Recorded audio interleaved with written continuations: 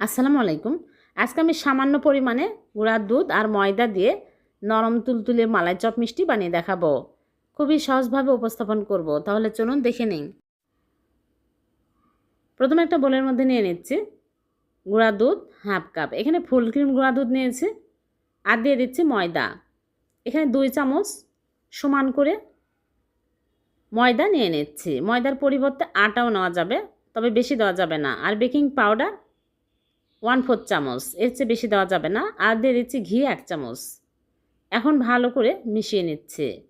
ঘিয়ের পরিবর্তে তেলও দেওয়া যায়, কিন্তু ঘি দিলে বেশি ভালো হয় মিষ্টি, আর খেতেও অনেক টেস্টি হয়। এখন ভালো করে মিশিয়ে নিচ্ছে। একটু সময় নিয়ে ভালো করে মিশিয়ে নিতে হবে। তারপরে একটা ডিম ভেঙে ভালো করে ফেটিয়ে নিয়েছে। অল্প অল্প করে দিয়ে নরম করে মেখে নেব। ডিম কিন্তু ফ্রিজের ডিম নেওয়া যাবে না, নর্মাল তাপমাত্রার থাকা ডিম নিতে হবে।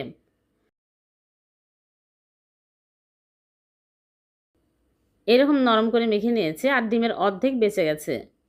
এখন আমি ঢেকে রেখে দিব 10 মিনিট। 10 মিনিটে একদম সেট হয়ে যাবে। ফিরে আসলাম 10 মিনিট পর। সেট হয়ে গেছে। এখন আমি হাতে ঘি লাগিয়ে নিয়েছি। নিয়ে এরকম করে অল্প অল্প করে নিয়ে চেপে চেপে চমচমের শেপ দিয়ে নিচ্ছি। এরকম করে আমি সবগুলো মিষ্টি বানিয়ে নিব। আর মিষ্টিগুলো একদম মসৃণ করে বানিয়ে নিতে হবে, যেন গায়ে ক্র্যাক না থাকে। ফ্রিজের ডিম নিলে মিষ্টিগুলো চুপসে যায়। নর্মাল তাপমাত্রার ডিম নিতে হবে। আর বেকিং পাউডার বেশি নিলেও চুপসে যায়। একদম পরিমাপ ঠিক রেখে মিষ্টি বানাতে হবে, তাহলে মিষ্টিগুলো পারফেক্ট হবে। একটু কম বেশি হলেও কিন্তু মিষ্টি ভালো হয় না। চেষ্টা করবেন একদম ঠিকঠাক মতো উপকরণ নিতে। একদম মসৃণ করে মিষ্টিগুলো এরকম করে সব বানিয়ে নিচ্ছে।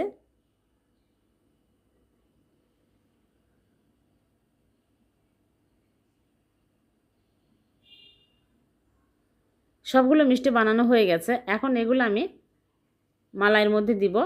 এজন্য আগে থেকে আমি 1 লিটার লিকুইড দুধ নিয়েছি। আর দুধ যদি ঘন হয় পাতলা করে নেবেন পানি দিয়ে, তাহলে মিষ্টিগুলো ভালো হবে। আর ঘন দুধ নিলে মিষ্টি ভালো ফুলতে চায় না, মিষ্টি ভালো হবে না।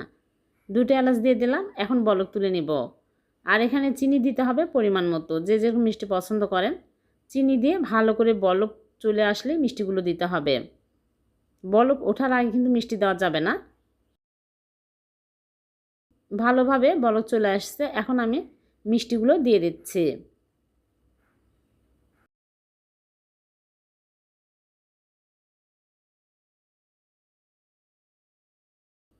এখন ঢেকে রেখে দিচ্ছি। মাঝে মাঝে ঢাকনা খুলে বাতাস বের করে দিতে হবে, আবারও ঢেকে দিতে হবে।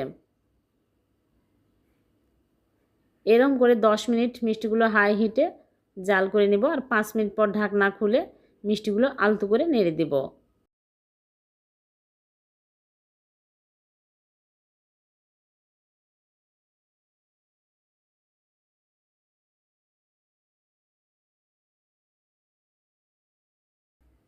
মিষ্টিগুলো 10 মিনিট জাল করে নিয়েছে। এখন চুলা থেকে নামিয়ে নিচ্ছে। চুলা থেকে নামিয়ে ঢেকে রেখে দিব 5 ঘন্টা। 5 ঘন্টা পর মিষ্টিগুলো পরিবেশন করে আপনাদেরকে দেখাবো। ফিরে আসলাম 5 ঘন্টা পর। মিষ্টিগুলো ফুলে ডবল হয়ে গেছে।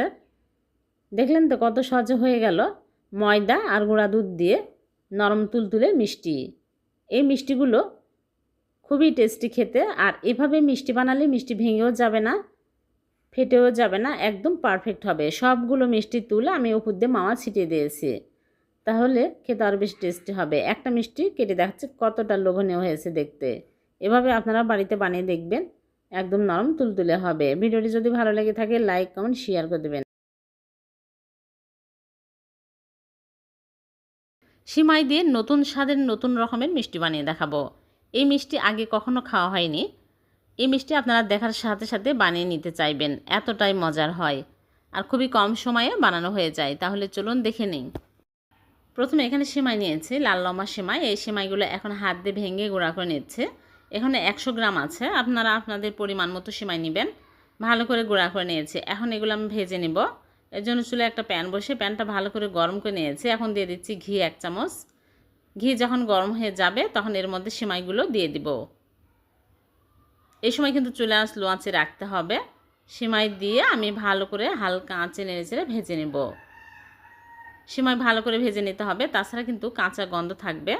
আর আপনারা যে কোনো সিমাই নিতে পারবেন, তবে এই সিমাই নিলে ভালো করে ভেজে নিতে হবে।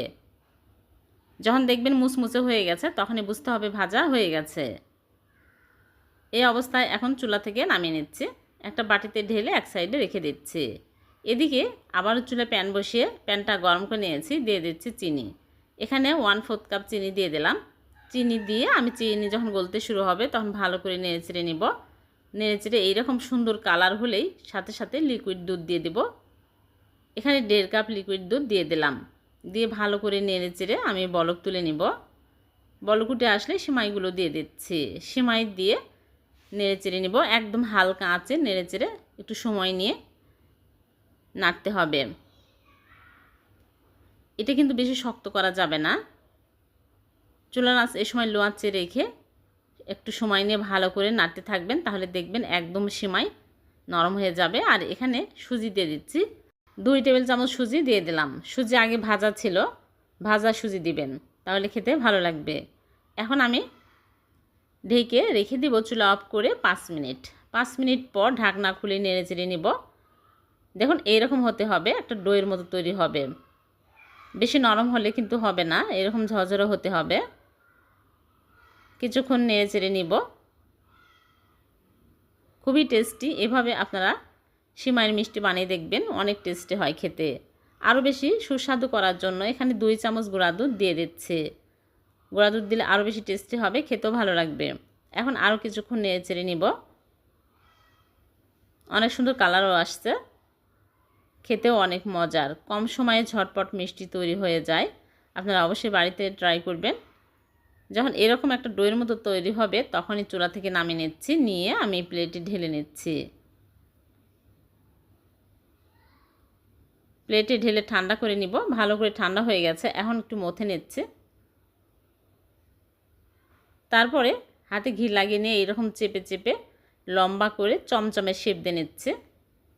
হয়ে গেল একটা। এরকম করে সবগুলো বানিয়ে নিতে হবে। আপনারা যে কোনো রকমেরই বানাতে পারবেন, গোল করে বানাতে পারবেন। সবগুলো বানিয়ে নিয়েছি। এখন আরও বেশি টেস্টি করার জন্য এখানে গুঁড়া দুধ নিয়েছি, গুঁড়া দুধের মধ্যে কোট করে নিচ্ছে, তাহলে খেতে আরও বেশি ভালো লাগবে আর দেখতে অনেক সুন্দর লুক আসবে। মাত্র 10 মিনিটে সিমাই থাকলে এই মিষ্টি বানিয়ে খেতে পারবেন। খেতে হয় দুর্দান্ত স্বাদের, সবাই অনেক পছন্দ করবে। বাড়িতে অবশ্যই ট্রাই করবেন।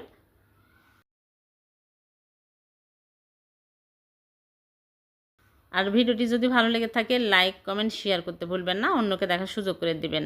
আর এরকম সহজ নতুন নতুন রেসিপি পেতে আমার চ্যানেলটিকে সাবস্ক্রাইব করে চ্যানেলের সাথে থাকবেন।